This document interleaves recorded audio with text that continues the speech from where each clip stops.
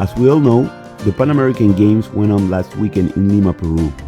I just found out a day before the BMX freestyle contest that Homan came as a judge, so I invited him to a little show around some classic spots, and yeah, have a couple of beers too.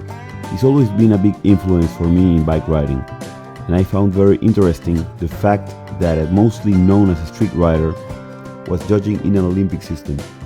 So I decided to make him a little interview about his short stay in Peru, his judging experience, and his opinion about the lately controversy of BMX being considered as an Olympic sport.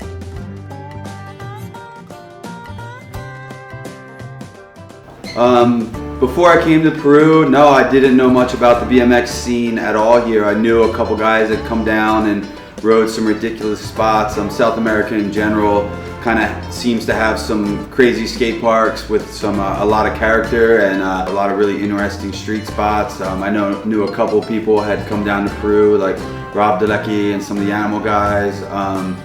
But yeah, I didn't have a whole lot of information about it, so I'm really happy to be down here and learn that they have the second most skate parks in South America, and meet some of the locals and drink some beer from Machu Picchu. And yeah, I'm happy to be in Peru.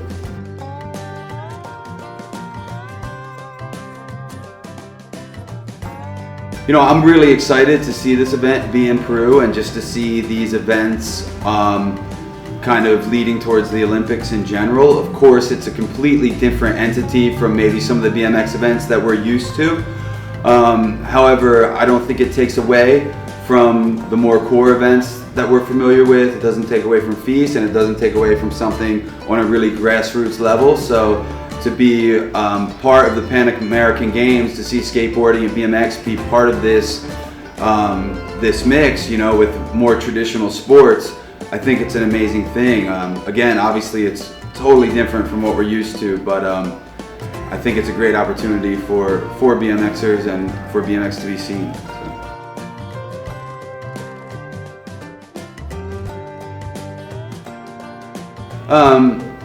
Yeah, I think judging BMX in general is a very difficult task.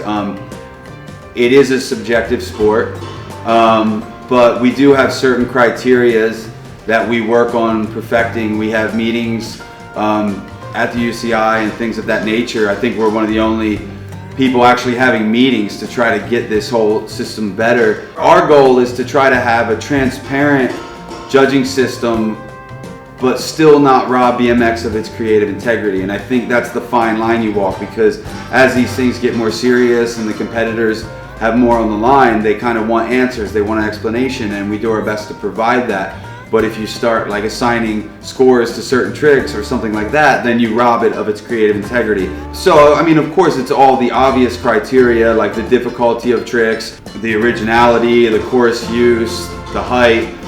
There's a number of things that we factor in, and you know, also we kind of have certain guidelines for if you put a foot down or you crash. Like, at least in this particular structure, a crash kind of rules you out of contention. You know, maybe some other events are a little looser, but under this format, can't really get away with crashes. These guys are so dialed, so calculated that you kind of need to have a full pool.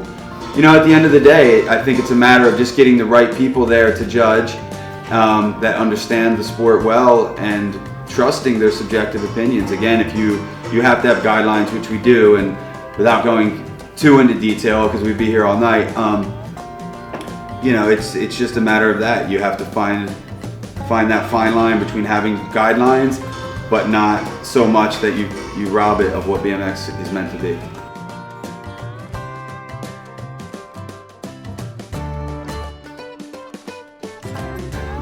BMX is whatever you want to make it, and that's kind of what's beautiful about it. Is sure, there might be organizations and federations that head up certain aspects of BMX if you want to head down a certain path.